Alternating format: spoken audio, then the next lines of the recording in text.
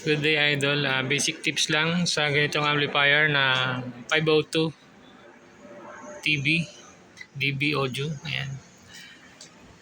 Problema nito is makagaskas, ayaw sa mic, ayaw gumana ng ito yung bass, treble, mid-range, saka yung balance at saka yung main volume. So pag pinower nyo yan, okay naman yung nagre-relay naman siya, so ibig sabihin okay yung power amp niya. Ang problema lang talaga dito sa mga controls. So pagka ganun, pwede naman siyang linisin or mas advisable yung talagang palitan siya ng panibago. Yung ganito.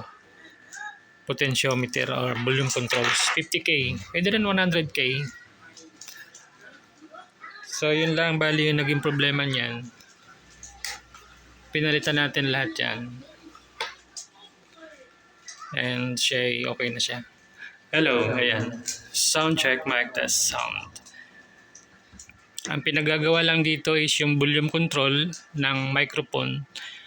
Pero dinamin na natin lahat ito. Para isang gawaan na lang. At iwas back job din kapag bago na talaga yung inyong ipapalit. So yun lang. Basic tips lang yan. Thank you for watching.